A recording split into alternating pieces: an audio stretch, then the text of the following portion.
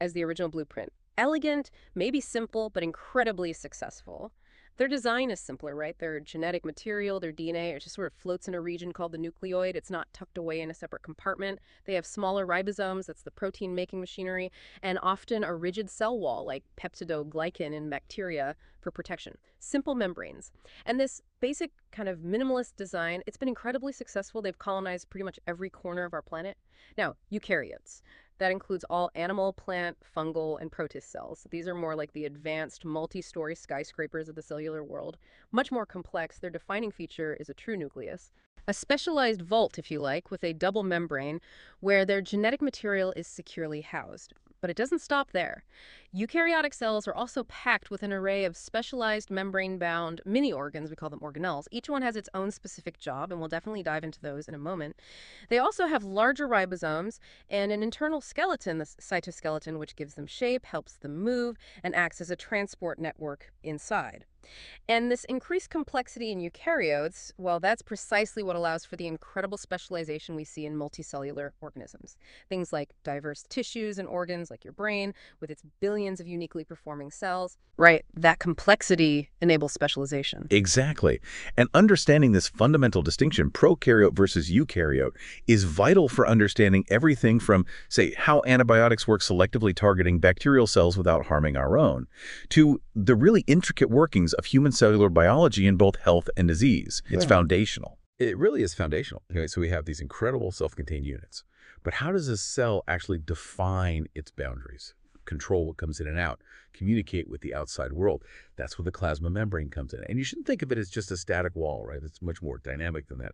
Imagine it as a sort of shimmering living boundary. The fluid mosaic model describes it beautifully. It's like a vast fluid sea of lipids with various proteins just drifting around and interacting within it. Its primary components are these molecules called phospholipids. And they have this incredibly clever design. Each phospholipid molecule is amphipathic, which basically means it has a split personality. One part loves water, the other hates it. There's a hydrophilic or water-loving head that's made of a phosphate group and glycerol, and then two hydrophobic water-faring fatty acid tails. These are long, oily chains, usually C16 to C18 carbons long. Because of this dual nature, when you put them in water, they spontaneously arrange themselves into a double layer, bilayer. All the water-faring tails get tucked safely away inside, facing each other, and the water-loving heads face outwards, interacting with the watery environment, both inside and outside the cell. It's quite neat how it just happens. Now, floating within and attached to this lipid sea are various proteins. These are the real workhorses of the membrane. Some are integral proteins. That means they're either deeply embedded within the membrane or they span its entire width. They act as crucial channels, transporters, or receptors, things that let specific molecules in or out or receive signals from outside. Think of those vital ion channels that make electrical signaling possible in neurons, or the G protein-coupled receptors, GPCRs, that kick off complex internal signal cascades. We'll definitely talk more about those. Other proteins are peripheral. They're more loosely associated with the surface, often involved in signaling pathways or maybe anchoring the membrane to the cell's internal skeleton. And finally, sticking out from the outer surface, we find carbohydrates. They're often attached to lipids, forming glycolipids, or to proteins, forming glycoproteins. These are absolutely critical for cell recognition. They act like tiny ID badges, you could say. They allow cells to distinguish self from non-self. A great example is in our immune system, right? With MHC proteins helping identify our own cells. So composition-wise, it's roughly maybe 40-50% lipids, 50-60% proteins, and just a small fraction, less than 10% carbohydrates, all working together to form this dynamic gateway. Absolutely. And this isn't just some abstract barrier. It's literally how cells actively engage with their entire environment. It shapes everything from our immune responses to, well, our very thoughts. The membrane's selective permeability is absolutely paramount. It acts like a highly sophisticated bouncer, deciding precisely what molecules and ions get to enter and exit the cell. This is vital for maintaining the cell's very specific internal environment, which is often quite different from the outside. Another key player in many animal cell membranes is cholesterol. It cleverly inserts itself between those fatty acid tails. What it does is act as a kind of fluidity buffer. It makes sure the membrane stays appropriately flexible across different temperatures. It stops it from becoming too rigid in the cold or too leaky in fluid when it's warm. It's quite important for stability.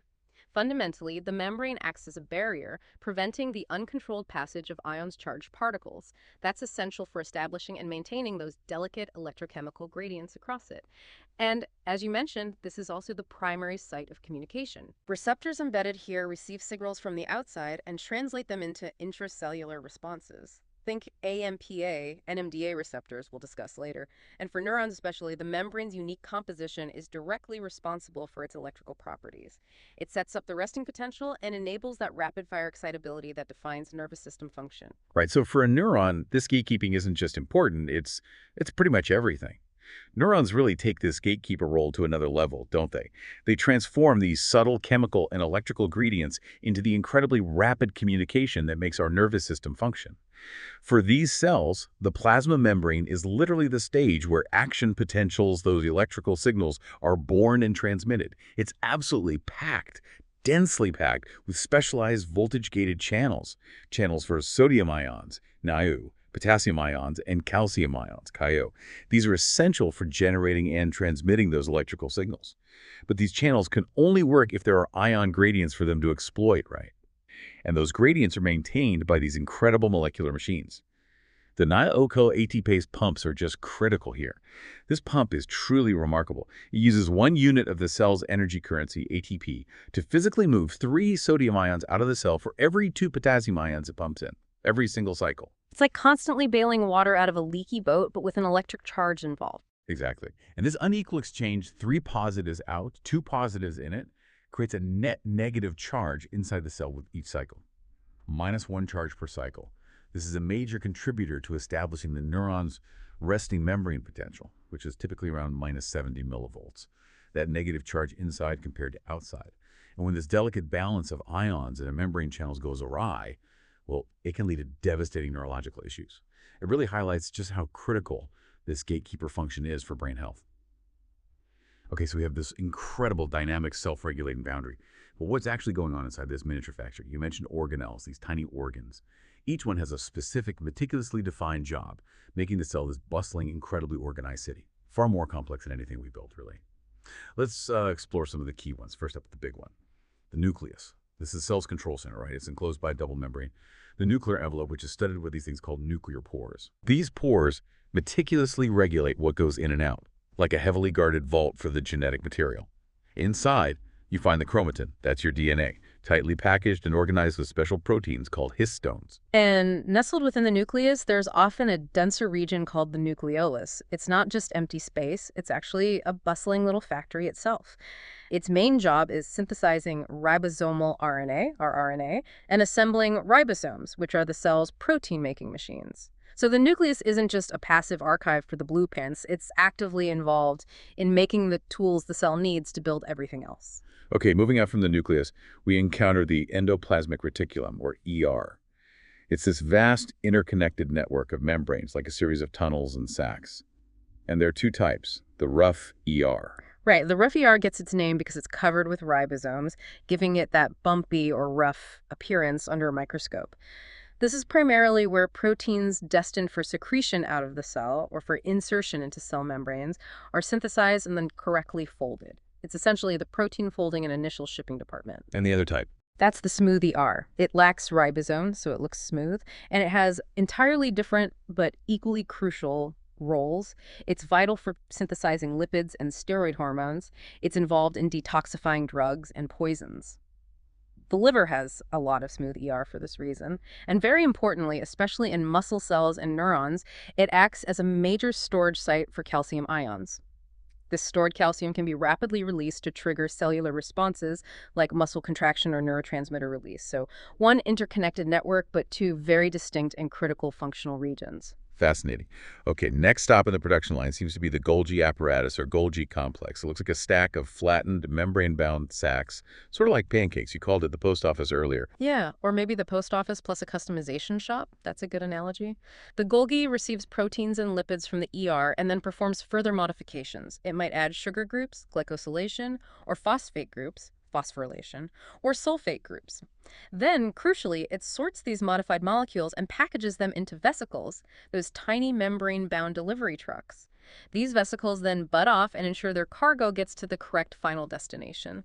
That could be the lysosomes for degradation, the plasma membrane for insertion, or secreted outside the cell entirely to communicate with other cells. It's all about precise targeting and delivery. Right, and then the famous one, mitochondria, always called the powerhouses of the cell. They have that distinctive double membrane structure, don't they? An outer one that's quite permeable, and then a highly folded inner membrane, the cristae. Exactly, the cristae. Those folds dramatically increase the surface area of the inner membrane. And that's critical because this inner membrane is where the magic of ATP production happens. It houses the intricate protein complexes of the electron transport chain and that molecular turbine, ATP synthase, which churns out most of the cell's ATP. The inner compartment, the space enclosed by the inner membrane, is called the matrix. That's where enzymes for the Krebs cycle and for breaking down fatty acids are located. And here's a really fascinating evolutionary tidbit. Mitochondria possess their own circular DNA, completely separate from the DNA in the nucleus, and it's inherited almost exclusively from the mother. It's a relic of their ancient past, likely as free-living bacteria that were engulfed by another cell. So yes, they produce the vast majority of cellular ATP, around 30-something ATP per glucose molecule via oxidative phosphorylation. But they also have a darker side, perhaps. They play a key role in initiating programmed cell death, or apoptosis. They can release a molecule called cytochrome spink, which triggers the cell's self-destruct sequence. So power and fate are really intertwined in these organelles. Power and fate. Wow. Okay, what about the cleanup crew? You mentioned lysosomes. Right, lysosomes are essentially the cell's recycling and waste disposal units. They are small, spherical vesicles containing powerful digestive enzymes called hydrolytic enzymes, things like proteases, lipases, nucleases. They maintain a very acidic internal environment, around pH 5, which is optimal for these enzymes. Their job is to break down cellular waste products, digest damaged or old organelles through a process called autophagy, self-eating, basically. And they can even engulf and destroy foreign invaders like bacteria that get into the cell. They keep the cell tidy and functional, recycling valuable components. And peroxisomes. Similar, but different. Similar in that they're small vesicles containing enzymes, but with different specific functions.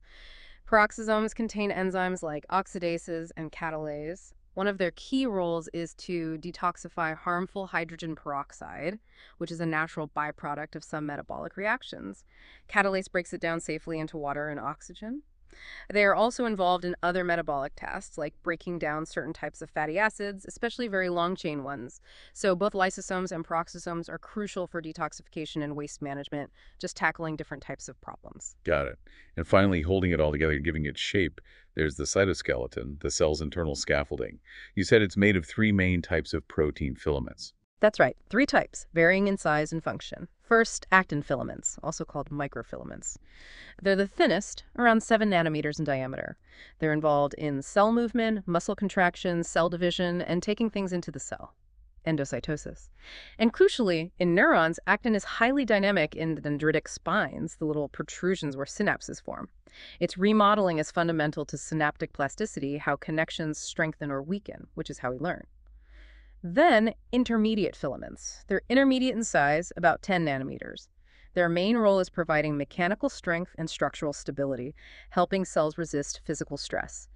A specific type in neurons, neurofilaments, gives axons their characteristic diameter and tensile strength. And finally, microtubules. These are the thickest, about 25 nanometers, and they're like hollow tubes. They act as the main structural girders of the cell, but also as intracellular highways. They provide tracks along which motor proteins can transport organelles and vesicles throughout the cell. We mentioned motor proteins earlier. Right, the dyneins and chinsins. Exactly. Dyneins typically move cargo towards the center of the cell, towards the nucleus. That's called retrograde transport. Think dynein. Kinesins generally move cargo away from the cell center towards the periphery, like down an axon that's intergrade transport. This microtubule-based transport system is absolutely essential, especially in long cells like neurons, for getting materials where they need to go. So you can really start to appreciate how dysfunction in any one of these organelles or the cytoskeleton can have significant subtle effects on the overall health and function of the cell and ultimately contribute to a wide range of diseases. It's an incredibly integrated system. Absolutely. Now, when we talk about the brain, our focus often just snaps immediately to the neurons, right? They get all the attention. But you mentioned these supporting cast members, the glial cells. You said they're absolutely crucial. Oh, absolutely crucial. Indispensable, really. Neurons couldn't function without them. They're not just passive support, they're active partners. Let's talk about the main types. First, astrocytes. They're named for their star shape, and they are the most abundant glial cells in the brain. They perform a huge variety of vital tasks. They help regulate the chemical environment around neurons, particularly by buffering potassium ions, Ca, that accumulate outside neurons during activity. They play a key role in neurotransmitter recycling. For instance, they mop up excess glutamate, the main excitatory neurotransmitter from the synapse. Too much glutamate can be toxic, so astrocytes take it up, convert it to glutamine, and shuttle it back to neurons to be reused safely. That's the glutamate-glutamine cycle. And very importantly, astrocytes form key components of the blood-brain barrier. Their end feet wrap around capillaries, creating a tightly regulated interface between the blood and the brain tissue, controlling what gets in and out. Wow, they do a lot. Okay, what about the insulators? Oligodendrocytes and Schwann cells. Right. These are the myelin producers. Oligodendrocytes do this job in the central nervous system, CNS, the brain and spinal cord. A single oligodendrocyte can wrap its processes around multiple axons. Schwann cells perform the same function in the peripheral nervous system, PNS, the nerves outside the brain and spinal cord. But here, typically one Schwann cell myelinates only one segment of a single axon. This myelin sheath, this fatty insulation, is what allows for that rapid saltatory conduction we talked about. The electrical signal essentially jumps between the unmyelinated gaps, the nodes of Ranvier, dramatically speeding up nerve impulse transmission. It makes our nervous system fast and efficient. Makes sense. And microglia, you said to the immune cell? Yes, microglia are the brain's resident immune cells. They originate from a different lineage than other brain cells, actually.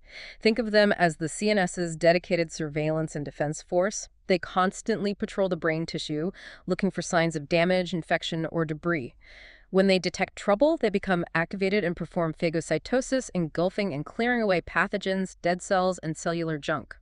They're essential for brain hygiene and defense. They also play roles in synaptic pruning during development, helping to refine neural circuits. Okay, one more type, ependymal cells. Ependymal cells. These cells form a lining, like a specialized epithelium, that lines the fluid-filled cavities within the brain, called ventricles, and the central canal of the spinal cord.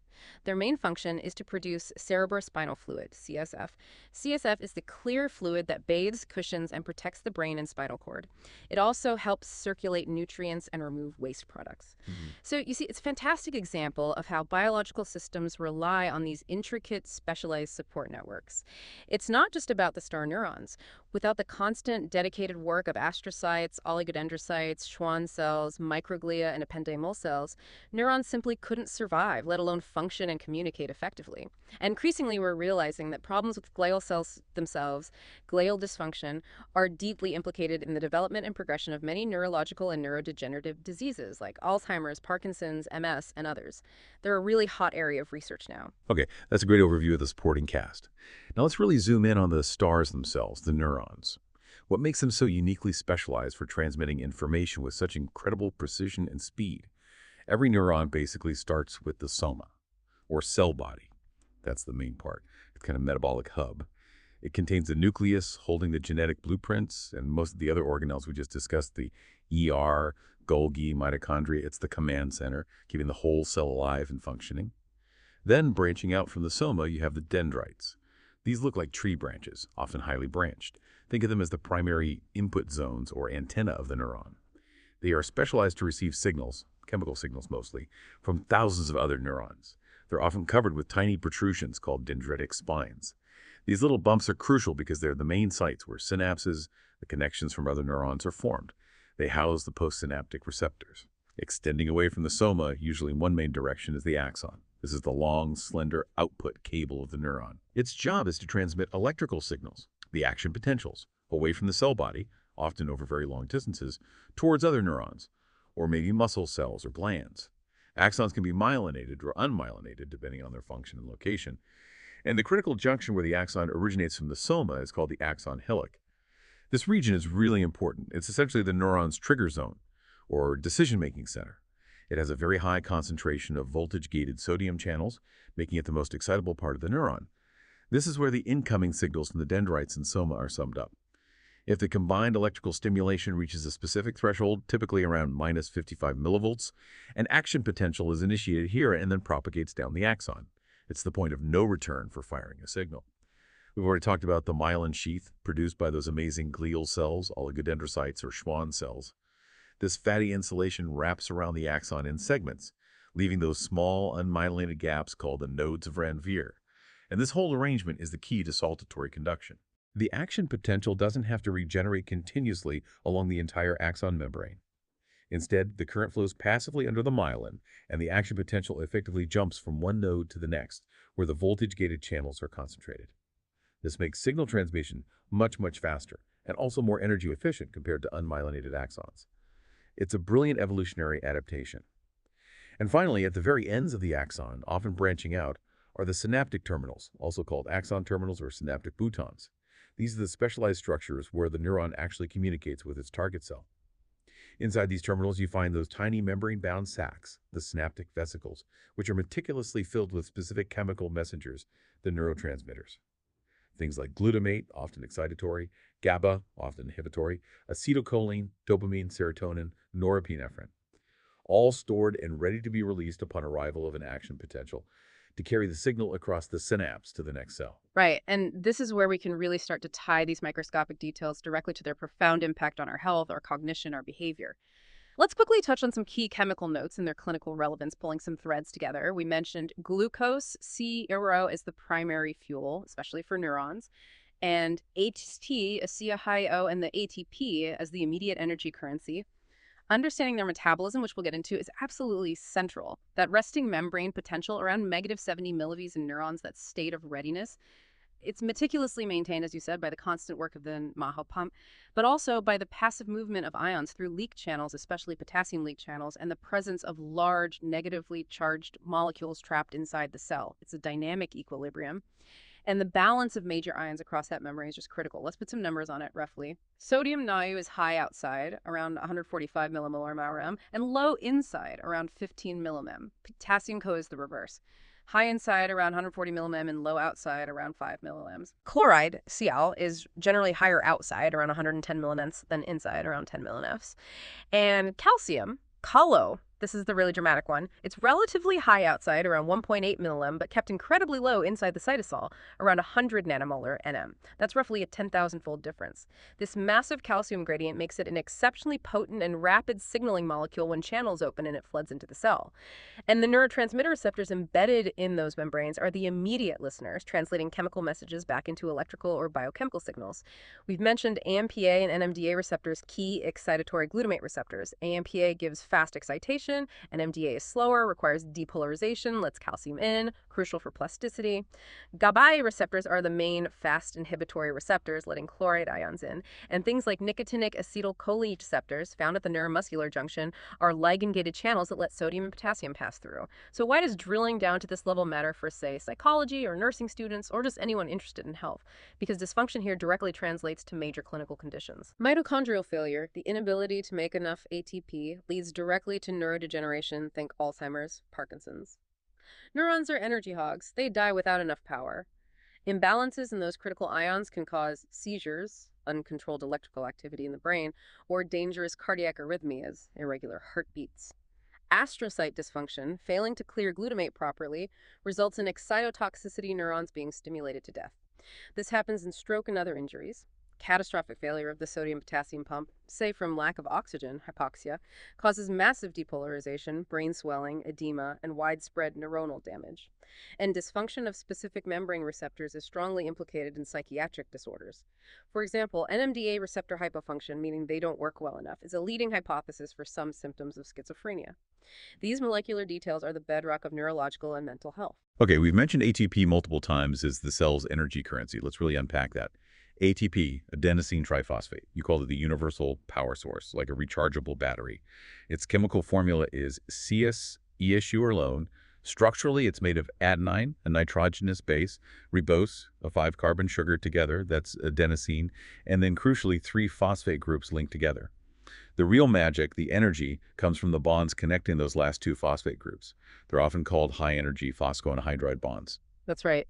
The energy isn't really in the bond itself, but rather released when the bond is broken by hydrolysis reacting with water. The reaction is ATP plus H0O-ADP, adenosine diphosphate with 2 phosphates, plus pi, an inorganic phosphate group, plus energy. And the amount of free energy released is significant. Under standard lab conditions, it's about negative 7.3 kilocalories per mole. But inside a cell, under physiological conditions, it can be much higher, maybe up to negative 12 kilocalmol. That's a good chunk of energy to power cellular work. So why is breaking that bond so energetically favorable? Why high energy? There are a few key reasons contributing to that. First, electrostatic repulsion. Those phosphate groups are all negatively charged, and like charges repel.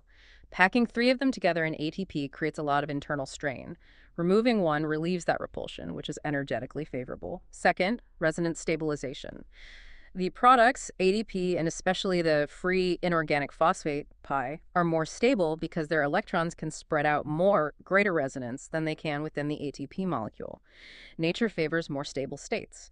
And third, entropy or disorder. Breaking one ATP molecule into two separate molecules, ADT and pi, increases the overall disorder of the system, and increased entropy is thermodynamically favorable.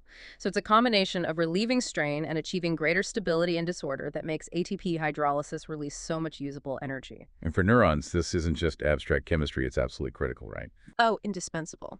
What's fascinating here is the sheer elegance of ATP's design and how perfectly suited it is for the job, especially in an organ as demanding as the brain. In neurons, ATP is the critical fuel for almost everything they do. We already hammered the point about the NACO ATPase. It needs ATP constantly to maintain that resting potential, the baseline electrical state. Without ATP, the gradients collapse, the neuron depolarizes, and signaling stops. Synaptic processes are also huge energy consumers. Recycling synaptic vesicles after they release neurotransmitters that involves processes like clathrin-mediated endocytosis, which requires ATP. Synthesizing new neurotransmitters often requires ATP-dependent enzymes. And think about transport. Moving materials up and down those long axons relies on motor proteins like dynein and kinesin, which are ATPases. They burn ATP to walk along microtubule tracks. The numbers are staggering. As we mentioned, the brain consumes roughly 20% of the body's resting ATP budget, despite being only about 2% of body weight. That tells you how metabolically active it is, constantly maintaining potentials and signaling. So ATP is the molecular battery, constantly being used and recharged. Cognition literally stops within seconds without it. Precisely. It underscores its vital role in neuronal excitability, signaling, plasticity, everything the brain does. Okay, so if ATP is the battery, glucose is the fuel we're constantly pouring in to keep it charged, especially for the brain. Formula C0, it's the main, almost exclusive energy source for neurons under normal conditions. That figure of the brain consuming about 120 grams a day is just incredible. How does it get into neurons? Primarily through a specialized glucose transporter protein embedded in the neuronal membrane called GLUT3. GLUT3 has a very high affinity for glucose, meaning it's very good at grabbing glucose even when blood sugar levels might be a bit low. It ensures neurons get priority access. But here's the critical vulnerability we touched on. Neurons cannot store glucose in any significant quantity, unlike muscle or liver cells which store glycogen. This means neurons are completely dependent on a continuous moment-to-moment supply of glucose from the bloodstream. Interrupt that supply, like in severe hypoglycemia, low blood sugar, and brain function rapidly deteriorates, confusion, loss of consciousness, seizures, potentially coma, and permanent damage. It highlights the brain's absolute reliance on this fuel delivery. Okay, so glucose gets in. How does the cell start extracting energy from it in a controlled way? The first step is glycolysis, right? Sugar splitting. Exactly. This raises the important question. How does the cell avoid just burning glucose in one explosive step? It uses a series of controlled reactions. Glycolysis is the first stage. It occurs entirely out in the cytosol, the main fluid compartment of the cell outside the mitochondria. Its main purpose is to take one molecule of glucose, a 6-carbon sugar, and split it into 2 molecules of pyruvate, a 3-carbon compound. Along the way, it generates a small net profit of energy. The net gain from glycolysis per glucose molecule is 2 ATP molecules. You actually invest 2 ATP early on, but generate 4 later for a net of 2. 2 NADH molecules. NADH is a crucial electron carrier, carrying high-energy electrons harvested during the process. And, of course, the 2 molecules of pyruvate. Can you walk us through the key steps, maybe simplified? Sure. It's a sequence of about 10 enzyme-catalyzed reactions. It starts with an energy investment phase. Glucose enters the cell and is immediately phosphorylated by the enzyme hexokinase using 1 ATP. This traps glucose inside the cell and primes it. After some rearrangements, another ATP is invested by a key regulatory enzyme called phosphofructokinase 1, PFK1. This step is a major control point for the whole pathway. Now we have a 6-carbon sugar with 2 phosphates. This molecule is then split into 2 3-carbon molecules. The rest is the energy payoff phase. Each of these 3-carbon molecules goes through the remaining steps. A key step involves the enzyme glyceraldehyde 3-phosphate dehydrogenase, which oxidizes the sugar and reduces NADO to NADH, capturing high-energy electrons. It also adds another phosphate group. Then ATP is generated directly in two different steps via substrate-level phosphorylation. Enzymes like phosphoglycerate kinase and pyruvate kinase transfer a phosphate group directly from the substrate molecule to ADP, making ATP. Since everything happens twice after the split, you get 4 ATP generated in this phase, canceling the initial 2 ATP investment and giving that net profit of 2 ATP. And what happens to the pyruvate at the end? That depends entirely on whether oxygen is available. This is a crucial branch point. If oxygen is scarce, anaerobic conditions, like during intense exercise in muscles or in cells deprived of oxygen, pyruvate is typically converted to lactate, lactic acid. This reaction is important because it regenerates NADO from NADH. NADO is essential for glycolysis to continue, so this allows the cell to keep making a little ATP even without oxygen. However, if oxygen is plentiful, aerobic conditions, which is the normal situation for most cells, including neurons, pyruvate takes a different path. It gets transported into the mitochondria. Inside the mitochondria, it's converted into a molecule called acetyl-CoA. This acetyl-CoA is the link to the next major stage of energy production. Okay, so acetyl-CoA enters in the mitochondria. What happens next? The Krebs cycle, also called the citric acid cycle or TCA cycle. That's the one. It's the central hub of aerobic metabolism. It takes place inside the mitochondrial matrix, the innermost compartment. Its main purpose is to take that 2-carbon acetyl-CoA molecule derived from pyruvate and completely oxidize it down to carbon dioxide, CORO. As it does this, it systematically harvests the high-energy electrons from the molecule and transfers them to electron carriers, primarily NADH, and another one called FADH. It also generates a small amount of ATP, or an equivalent molecule, GTP, directly via substrate-level phosphorylation. So what's the net yield from the Krebs cycle? Remembering that we started with 1 glucose, which gave 2 pyruvate, so 2 acetyl-CoAs entered the cycle. Right, good point. The cycle turns twice per original glucose molecule. So the total yield from the Krebs cycle itself per glucose is 6 NADH molecules, 2 FADH molecules, 2 ATP or GTP, which is easily converted to ATP, and 4 COA molecules released as waste gas. Can you give us a flavor of the cycle itself? How does it work? It's a cycle, meaning the starting molecule is regenerated at the end, ready to accept another acetyl-CoA. It kicks off when the 2-carbon acetyl-CoA combines with a 4-carbon molecule called oxaloacetate to form a 6-carbon molecule, citrate, hence the name citric acid cycle. Then, through a series of enzymatic steps, the citrate molecule is progressively oxidized and rearranged. Key steps involve enzymes like isostrate dehydrogenase and ketoglutarate dehydrogenase. These steps release a molecule of CoAs each and generate NADH. Another step produces the ATP-GTP. Yet another step involving succinate dehydrogenase, which is actually part of complex 2 in the next stage, generates FADH. And a final oxidation step using malate dehydrogenase generates the last NADH and regenerates the starting molecule, oxaloacetate. So the cycle turns, carbons from acetyl-CoA are released as CoA, and energy is captured in the form of NADH, FADH, and a little ATP-GTP. It's an incredibly elegant and efficient way to extract energy potential. But the really big energy payoff hasn't happened yet. All that NADH and FADH generated in glycolysis and the Krebs cycle is like carrying buckets full of high-energy electrons. Now they need to cash them in. And that happens in the final stage, oxidative phosphorylation and the electron transport chain, ETC. Exactly. This is where the vast majority of ATP is generated, a truly spectacular molecular machine. If we connect this to the bigger picture, this is the powerhouse stage. It all happens on the inner mitochondrial membrane, those folded cristas we talked about. The increased surface area is vital here. The ETC is essentially a series of protein complexes embedded in this membrane, acting like a bucket brigade for electrons. Okay, walk us through the components. Right. Let's simplify the flow. Complex I, NADH dehydrogenase, accepts the high-energy electrons from NADH. As electrons pass through complex 1, it pumps protons, H ions, from the mitochondrial matrix across the inner membrane into the inner membrane space, the space between the inner and outer membranes. Complex 2, succinate dehydrogenase, which we mentioned as part of the Krebs cycle, accepts electrons from FADH. It feeds these electrons into the chain, but importantly, complex 2 does not pump protons itself. Electrons from both complex I and 2 are then passed to a small mobile electron carrier called coenzyme Q, or ubiquinone, which shuttles them to the next complex. Complex 3, cytochrome BCA complex, accepts electrons from coenzyme Q and pumps more protons across the membrane. Electrons are then passed to another mobile carrier, cytochrome C. Complex C, cytochrome C oxidase, receives electrons from cytochrome C. This is the final complex in the chain. It passes the electrons ultimately to molecular oxygen. It was the final electron acceptor. Oxygen combines with electrons and protons to form water, Iotaction and Loa. Complex 4 also pumps protons. So the net result of the ETC is the transfer of electrons from NADH and FADH to oxygen, forming water, and crucially, the pumping of protons from the matrix into the intermembrane space. And this proton pumping creates a gradient. Yes, a very powerful one.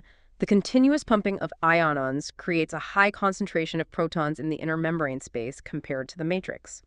This results in both a concentration gradient, more abose outside, and an electrical gradient, more positive charge outside. Together, this is called the proton motive force. Think of it like building up pressure behind a dam. And that force drives ATP synthesis. Precisely. The final player is ATP synthase. Complex V. This is another large protein complex embedded in the inner membrane. It acts like a molecular turbine. The protons that were pumped out now flow back down their electrochemical gradient through a channel in ATP synthase back into the matrix. This flow of protons causes part of the ATP synthase enzyme to rotate, like water turning a water wheel. This rotation provides the energy to drive the synthesis of ATP from ADP and inorganic phosphate, PI.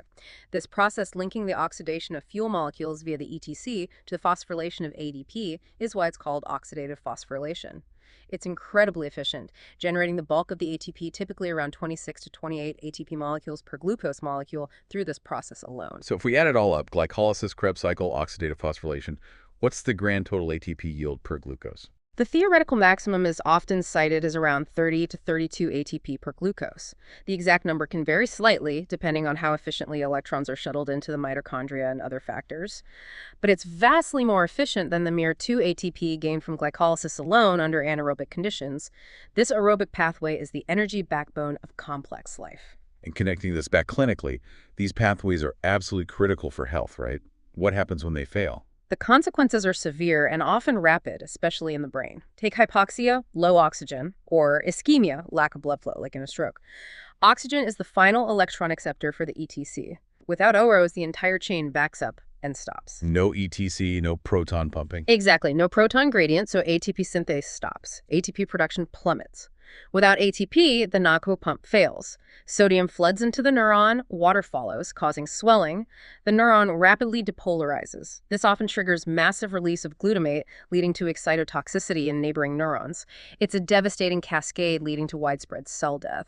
This is why strokes are so damaging so quickly. And mitochondrial disorders. These are often genetic conditions where components of the mitochondria, maybe parts of the ETC or ATP synthase, are defective. Since neurons are so energy dependent, these disorders often manifest with severe neurological symptoms: cognitive decline, muscle weakness, seizures, stroke-like episodes. MELA-S syndrome is one example. Basically, the power plants are faulty. There's also growing evidence linking more subtle impairments in oxidative phosphorylation and mitochondrial function to age-related neurodegenerative diseases like Alzheimer's and Parkinson's.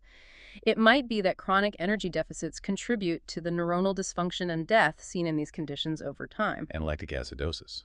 That relates back to anaerobic conditions.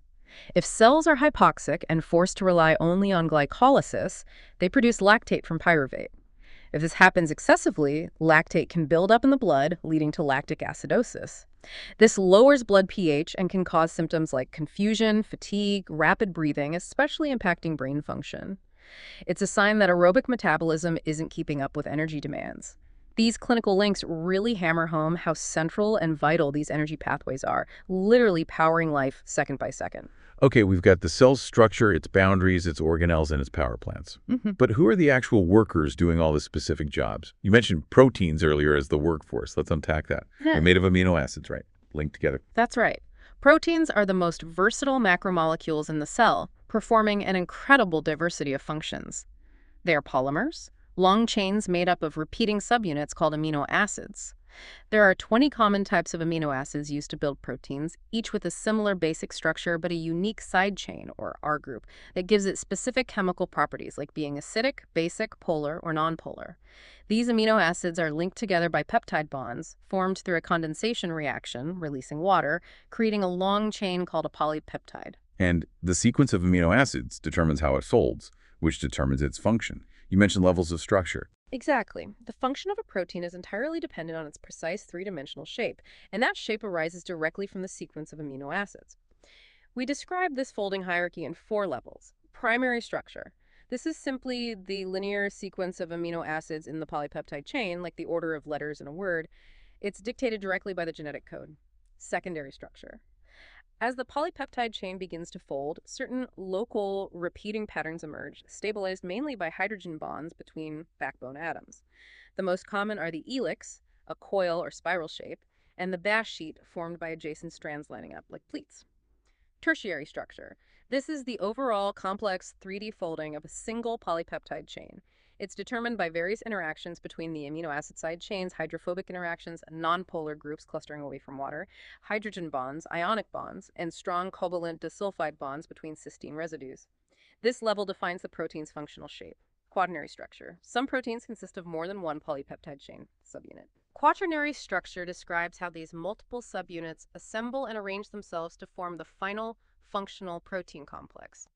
Hemoglobin, carrying oxygen in your blood, is a classic example with four subunits. And their functions are incredibly varied. Hugely varied. They are the workhorses. They act as enzymes, catalyzing biochemical reactions, structural scaffolds, providing shape and support, like actin, tubulin, collagen, receptors, binding signaling molecules and transmitting information, ion channels, forming pores for ions to cross membranes, transporters, carrying specific molecules across membranes, pumps, using energy like ATP to move substances against concentration gradients, motors, generating movement like myosin in muscle or kynsindenine, antibodies, part of the immune system, and many, many more roles. Can you give some specific examples in neurons again? Sure. We've mentioned actin, crucial for the dynamic structure of dendritic spines and growth cones. Tubulin, forming the microtubule highways for axonal transport. Synaptotagmin, the calcium sensor that triggers neurotransmitter vesicle release at the synapse.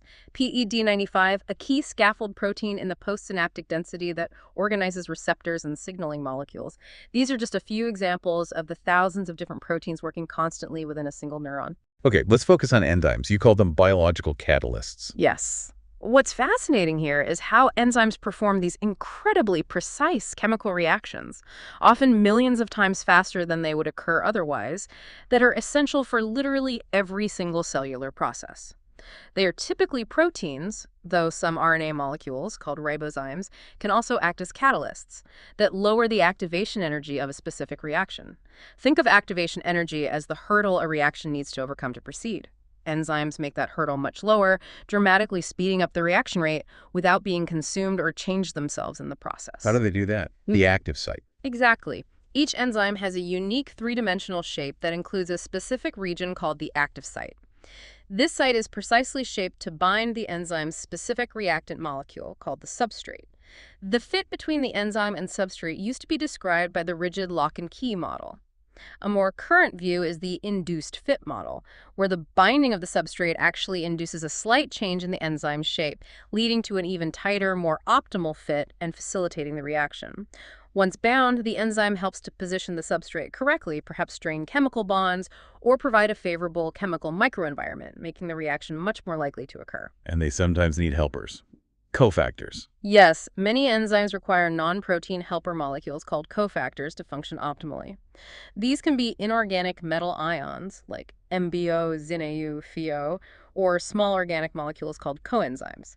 Many vitamins are precursors for essential coenzymes, like B vitamins forming parts of NADH and FADH. And enzyme kinetics. Vmax, Karen-Pak. Briefly. Yeah, right. Enzyme kinetics studies how reaction rates change under different conditions. Two key parameters derived from the Michaelis-Menten model are Vmax, the maximum rate at which the enzyme can catalyze the reaction when it's fully saturated with the substrate. It reflects how fast the enzyme can work. Kinep, Michaelis constant, the substrate concentration at which the reaction rate is half of Vmax. Kinep is often used as an inverse measure of the enzyme's affinity for its substrate. A lower kilomet generally means higher affinity. It takes less substrate to reach half speed. And specific enzyme examples in neurons again? Absolutely. Critical ones include choline acetyltransferase, synthesizes the neurotransmitter acetylcholine, essential for neuromuscular junctions and cognitive functions.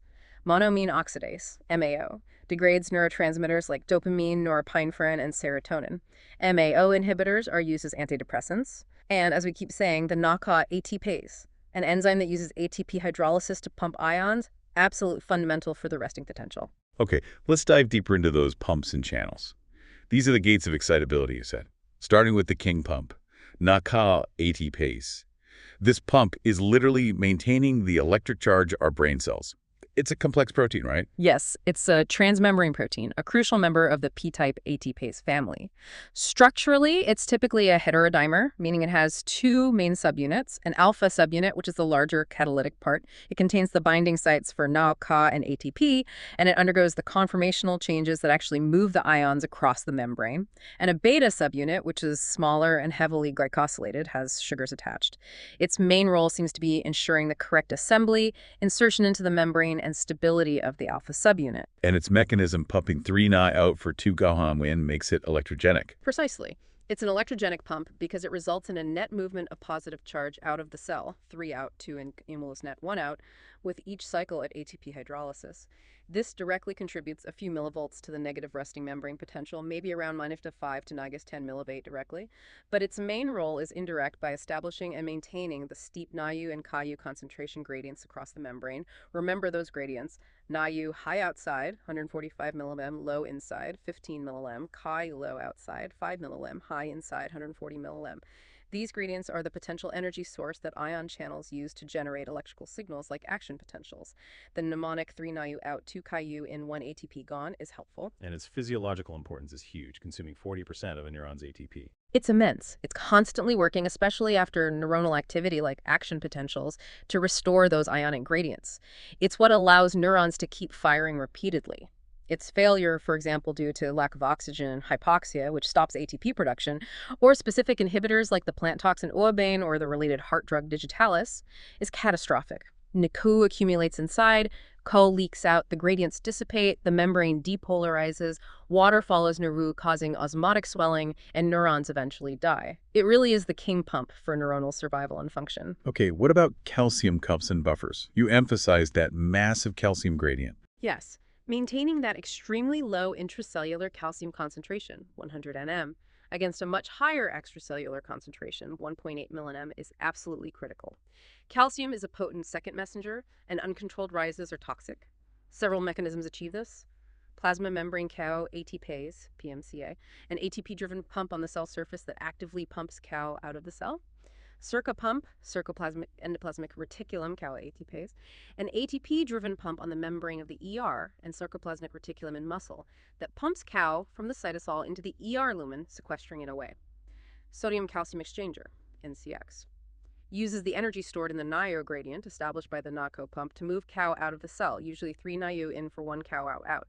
It's secondary active transport, mitochondrial cow uniporter, MCU. Mitochondria can also take up cow from the cytosol when concentrations get high, acting as a temporary buffer.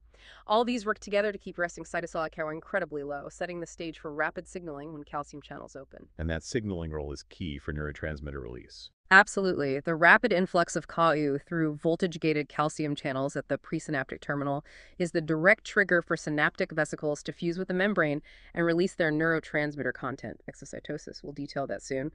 But again, too much calcium for too long, Ka overload, is bad news. It can overactivate enzymes like proteases and lipases, damage mitochondria, and trigger apoptosis, leading to excitotoxicity and cell death.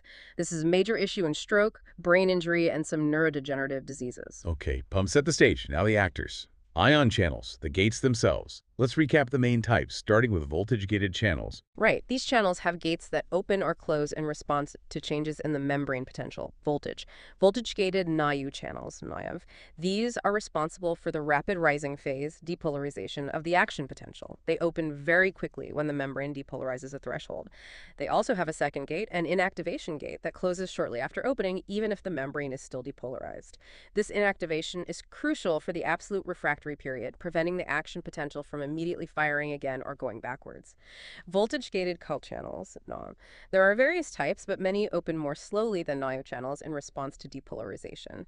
Their opening allows Ka to rush out of the cell, down its gradient, which repolarizes the membrane, brings the voltage back down, ending the action potential. Some types stay open longer, causing the after hyperpolarization, brief dip below resting potential, contributing to the relative refractory period.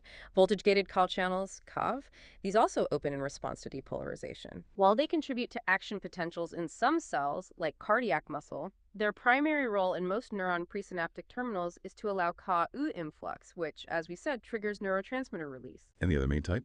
Ligand-gated channels or inotropic receptors, opened by chemicals. Exactly. These channels have a binding site for a specific molecule, usually a neurotransmitter, the ligand. Binding causes the channel to open. AMPA receptors. These are glutamate receptors. When glutamate binds, they open and allow NAO to flow in and a little Ka out, causing a rapid depolarization and excitatory postsynaptic potential. EPSP. They mediate most fast excitatory transmission in the brain, NMDA receptors. Also glutamate receptors, but more complex. They require both glutamate binding and the postsynaptic membrane to be sufficiently depolarized. This depolarization is needed to dislodge a magnesium ion that normally blocks the channel pore at resting potential. Once open, NMDA receptors conduct both NAO and crucially KNOO. This Ka influx is a key signal for initiating synaptic plasticity, like long-term potentiation, LTP, not to underlie learning and memory. GABA receptors. These are the main receptors for the inhibitory neurotransmitter GABA. When GABA binds, they open and allow chloride ion seeds to flow into the cell, or sometimes out, depending on the Cla gradient. This typically hyperpolarizes the membrane or stabilizes it near resting potential, making it harder to fire an action potential, an inhibitory postsynaptic potential, IPSP. They mediate fast synaptic inhibition. Nicotinic acetylcholine receptors, and ACHRs, found at the neuromuscular junction in some brain synapses. Acetylcholine binding opens a channel permeable to both the mu-O and Ka, causing depolarization. So connecting this to the bigger picture again, the clinical relevance is huge. Immense. As we discussed, NACA ATPase failure is devastating. Ka overload drives excitotoxicity and stroke and injury. Channelopathies, genetic mutations in any of these ion channels cause a wide range of disorders. Various forms of epilepsy, often due to hyperexcitability from faulty NAA or Ka-Hu channels. Migraine, muscle disorders, myotonias, cardiac arrhythmias like long QT syndrome. It really highlights how finely tuned electrical signaling is. And receptor dysfunction is key in psychiatry. NMDA receptor hypofunction is linked to symptoms of schizophrenia. Drugs that enhance GABA A receptor function, like benzodiazepines, Valium, Xanax, are widely used to treat anxiety and seizures, highlighting the importance of inhibitory control. Understanding these channels and pumps is fundamental to neurology and pharmacology. Moving beyond direct ion flow, how do cells respond to signals that don't immediately open a channel? You mentioned G-protein coupled receptors, GPCRs. These are the ears of the cell. That's a great way to put it. Yes, GPCRs are a huge superfamily of receptors, the largest in the human genome, and incredibly important in the nervous system. They mediate responses to a vast array of signals, including many neurotransmitters like dopamine, serotonin, norepinephrine, acetylcholine via muscarinic receptors, metabotropic, glutamate receptors, opioid peptides, hormones, light, and odors. Structurally, they all share a characteristic feature. They snake back and forth across the plasma membrane 7 times, 7 transmembrane domain receptors. They don't form ion channels themselves. Instead, their intracellular domains are linked to heterotrimeric G proteins. These G proteins act as molecular switches, bridging the receptor activation to downstream effector molecules. Heterotrimeric, meaning 3 different parts. Yes, the G protein complex consists of 3 subunits, alpha, beta, and gamma. In the inactive state, the alpha subunit is bound to a molecule called GDP, guanosine diphosphate, and all 3 subunits are associated together near the receptor. So how does the signal get transmitted? What's the mechanism? It's an elegant cycle. 1, a ligand, neurotransmitter, hormone, etc., binds to the extracellular side of the GPCR. 2, this binding causes a conformational change in the receptor, particularly on its intracellular loops. 3, this altered receptor shape allows it to interact with the nearby G protein. This interaction causes the G-alpha subunit to release its bound GDP and bind GTP, guanosine triphosphate, instead. Think of GTP as the on switch. 4, binding GTP causes another conformational change. The G-alpha GTP subunit dissociates from the G-beta-gamma complex. 5, now both the activated GAG-GTP and the free GAG complex can diffuse along the membrane and interact with their specific downstream effector proteins, modulating their activity. The signal is terminated when the GANA subunit hydrolyzes its bound GTP back to GDP. It has intrinsic GTPase activity, allowing it to reassociate with GAD and the receptor, returning to the inactive state, ready for another signal. And these G-alpha subunits come in different flavors. G's, G key. Exactly. The specific type of G-alpha subunit determines the primary downstream effect. G, stimulatory. Activated G-GES stimulates the enzyme adenylate cyclase. Adenylate cyclase converts ATP into cyclic AMP, CMP, a crucial second messenger. Increased AMP typically activates protein kinase A, PKA, examples. Beta-adrenergic receptors, dopamine D1 receptors, G inhibitory. Activated G inhibits adenylate cyclase, leading to a decrease in CANMP levels. Go subunits released from G can also directly open certain code channels, GIRKs, causing hyperpolarization. Examples: dopamine D2 receptors, muscarinic M2 acetylcholine receptors, opioid receptors, GQ-activated GDS stimulates the enzyme phospholipase C, PLC. PLC cleaves a membrane phospholipid called PIP into two other second messengers. IP inositol triphosphate and DAG, diacylglycerol. IP diffuses to the ER and triggers the release of stored CAIO into the cytosol. DAG stays in the membrane and along with the increased CAIO activates protein kinase, PKC. Examples: muscarinic M1 acetylcholine receptors, alpha-1 adrenergic receptors, some metabotropic glutamate receptors, MGLRs. So these trigger second messengers, which then amplify the signal inside the cell. Precisely. The initial ligand binding to one receptor can lead to the activation of many G proteins, and each activated effector enzyme, like adenylate cyclase or PLC, can produce hundreds or thousands of second messenger molecules. This provides massive signal amplification. Key second messengers include CMP, activates PKA, which then phosphorylates numerous target proteins, altering their activity. PKA can also enter the nucleus and regulate gene transcription via factors like CRE, CGMP, similar to KeyMP but activates protein kinase G, TKG, important in vision, phototransduction, and smooth muscle relaxation, e.g. nitric oxide signaling. OPs mobilizes intracellular CAIO stores from the ER. DOG activates PKC at the membrane, CAIO. The increase in cytosolic CAIO from IP release or influx through channels is itself a hugely versatile second messenger. It binds to proteins like calmodulin, activating calmodulin-dependent kinase KMKs, or directly affects enzymes, ion channels, and vesicle fusion like synaptotagmin. This amplification allows a tiny amount of external signal to provoke a large coordinated cellular response. Okay, what about tyrosine kinase receptors, RTKs? You mentioned them with growth factors. Yes, RTKs are another major class of cell surface receptors, distinct from GPCRs. They typically have only a single transmembrane domain. Their intracellular domain possesses intrinsic tyrosine kinase activity, meaning it can phosphorylate tyrosine residues on target proteins, including itself. The general mechanism involves 1. Ligand binding, often growth factors, hormones like insulin, causes two receptor molecules to come together and form a dimer. 2. Dimerization activates the intrinsic kinase activity, leading to autophosphorylation. The receptors phosphorylate each other on specific tyrosine residues in their cytoplasmic tails. 3. These phosphorylated tyrosines act as docking sites for various intracellular signaling proteins containing specific recognition domains, like SH2 domains. 4. Recruitment of these proteins initiates complex downstream signaling cascades, often involved in cell growth, proliferation, differentiation, survival, and metabolism. Common pathways include the RES-MAPK pathway and the PI3K-ACT pathway. And in neurons, neurotrophins use these, like NGF and BDNF. Exactly. Neurotrophins like nerve growth factor, NGF, brain-derived neurotrophic factor, BDNF, and neurotrophin 3, NT3, bind to specific RTKs, called TRK receptors, TRAA for NGF, TRKB for BDNF, TRKC for NT3.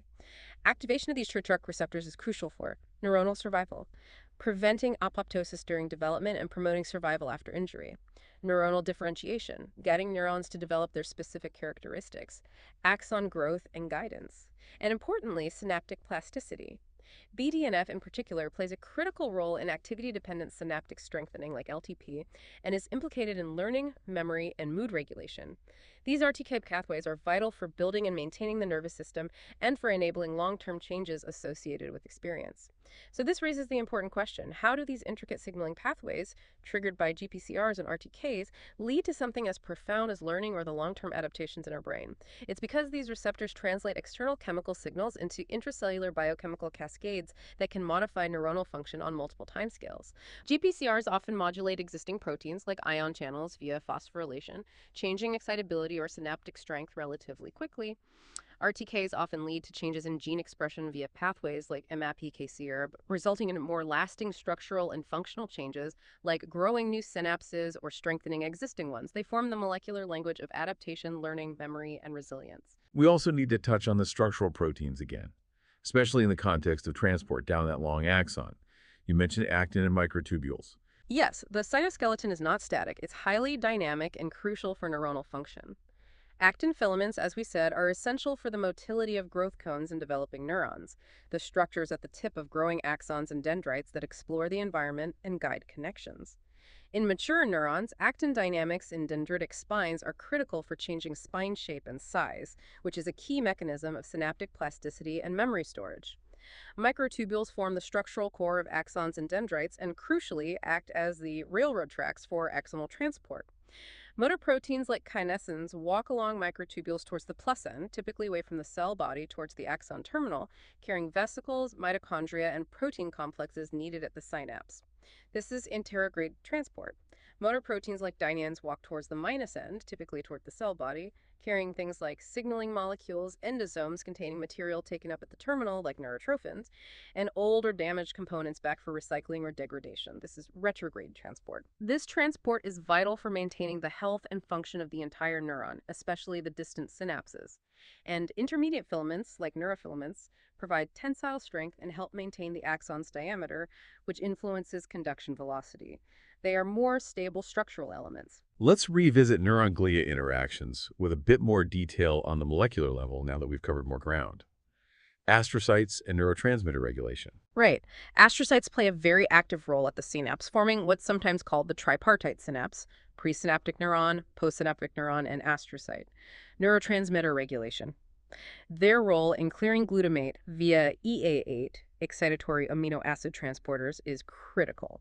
They take up glutamate, convert it to glutamine using the enzyme glutamine synthetase, which requires ATP, and release glutamine back into the extracellular space where neurons can take it up and convert it back to glutamate. This prevents glutamate buildup and excitotoxicity. They perform similar uptake for GABA, ion homeostasis.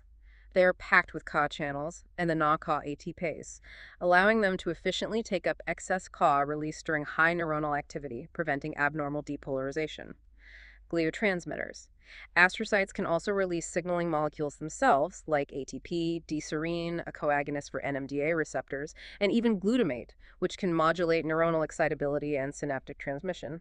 The extent and significance of gliotransmission is still an active area of research, but it's clear astrocytes are not just passive bystanders. And the myelin producers oligodendrocyte or Schwann cells. Their primary role remains myelin formation, creating those insulating sheaths essential for rapid saltatory conduction. Damage to oligodendrocytes, as in multiple sclerosis, or Schwann cells leads to demyelination, severely impairing nerve function. They also provide metabolic support to the axons they wrap. And microglia beyond immune defense. Yes, their roles are expanding in our understanding. In addition to phagocytosis of debris and pathogens, they actively participate in synaptic pruning during development, removing unnecessary or weak synapses to refine circuits. In response to injury or inflammation, activated microglia release a host of molecules, including pro-inflammatory cytokines like TNF, IL-1A, but also anti-inflammatory factors and growth factors. This response is complex, initially protective, but chronic activation can contribute to neuroinflammation and neurodegeneration. They are increasingly seen as key players in brain health and disease. Okay, bringing it all together now at the communication junction, the synapse. The machinery here seems incredibly complex. Let's unpack the presynaptic terminal first, the signal release hub. Right, this is where the electrical signal, action potential, gets converted into a chemical signal, neurotransmitter release. It's a marvel of precise molecular machinery. Key components are the synaptic vesicles. These are small membrane-bound sacs, typically 40-50 millimeters in diameter, packed densely with neurotransmitters. There are specific transporter proteins in the vesicle membrane that use energy, proton gradient, to load the correct neurotransmitter into the vesicle, VGLUT for glutamate, VGA2 for GABA-glycine, VMAT for monoamines, dopamine, serotonin, etc. The process of exocytosis, triggered by the action potential, is remarkably fast and tightly regulated. 1. Action potential arrives, depolarizing the terminal membrane. 2. Voltage-gated Ka channels open, allowing rapid Ka-U influx into the terminal. 3. This influx of Ka is detected by the Ka sensor protein, synaptotagmin, which is embedded in the synaptic vesicle membrane. 4. Calcium binding to synaptotagmin triggers a rapid interaction with the snare complex. The snares are proteins found on both the vesicle, V-VNS, like septobrevin, VMP, and the presynaptic plasma membrane, T-snares, like SEMP25 and syntaxin. A good mnemonic is SNAP syntax to vesicles. These snare proteins essentially zip together, pulling the vesicle membrane and the plasma membrane into very close apposition, overcoming the repulsive forces. 5. This snare-mediated interaction, triggered by Calva-bound synaptotagmin, leads to the fusion of the vesicle membrane with the presynaptic membrane, creating a fusion pore through which the neurotransmitter spills out into the synaptic cleft. It happens incredibly quickly, within milliseconds of the calcium influx. Wow, okay, so the message is sent. What happens on the other side? The postsynaptic density, PSD, the signal reception hub. The PSD is a complex, protein-rich structure located just underneath the postsynaptic membrane, directly opposite the active zone where neurotransmitters are released. It's specialized for receiving and interpreting the chemical signal. Key components include receptors. This is where you find the high concentration of neurotransmitter receptors we discussed earlier, AMPA receptors for fast excitation, NMDA receptors for plasticity and Calcuv influx, GABA-A receptors for inhibition, and various metabotropic receptors, GPCRs, that trigger slower modulatory signaling cascades. Scaffold proteins. The PSD is built around a dense meshwork of scaffold proteins. The most prominent is PSD95. These scaffolds act like molecular organizers. They anchor the receptors in the right place, cluster them together, link them to downstream signal molecules like kinases, phosphatases, components of the KMP or KO pathways, and connect them to the cytoskeleton. This organization ensures efficient signal transduction, cytoskeletal anchoring. The PSE is tightly linked to the underlying actin cytoskeleton within the dendritic spine. This connection is crucial not only for structural stability, but also because changes in the actin cytoskeleton drive the changes in spine shape and size associated with synaptic plasticity and learning. The PSD is not static, it's constantly being remodeled. So why does all this intricate machinery matter? What's fascinating here is the almost balletic precision of this molecular dance. It's fundamental to literally every thought you have, every movement you make, every memory you form. The presynaptic terminal masterfully converts an electrical signal into precisely timed chemical release. The postsynaptic density then expertly translates that chemical message back into electrical activity via ionotropic receptors and/or intracellular biochemical changes via metapoprotropic receptors and downstream signaling that can alter the neuron's function immediately or lead to long-lasting structural changes. Together, this presynaptic and postsynaptic machinery underpins all of synaptic transmission, the remarkable phenomenon of synaptic plasticity, the ability of synapses to strengthen or weaken over time, and ultimately, the biological basis of learning and memory. It's where information is processed and stored in the brain at the most fundamental level. And connecting this back one last time to the clinical and behavioral relevance, it really hits home how disruptions here can cause major problems. Absolutely. Here's where it gets really interesting, how these incredibly detailed molecular processes can manifest as profound neurological and psychological conditions. No Ka-achy-pace dysfunction, as we saw, whether from hypoxia or toxins like digitalis poisoning, leads rapidly to seizures, coma, death. It's that fundamental. Channelopathies, mutations in ion channels. We mentioned epilepsy, migraine, arrhythmias, but they can also cause things like periodic paralysis or chronic pain syndromes. Astrocyte failure, particularly in clearing glutamate, contributes significantly to the neuronal death seen after stroke or traumatic brain injury due to excitotoxicity. Synaptic protein mutations. Defects in proteins involved in vesicle release, like snares or synaptotagmin, receptor function, or scaffolding, like PSD95 or related proteins like Schenck, are increasingly linked to neurodevelopmental disorders like autism spectrum disorder and intellectual disability, as well as psychiatric conditions like schizophrenia and bipolar disorder.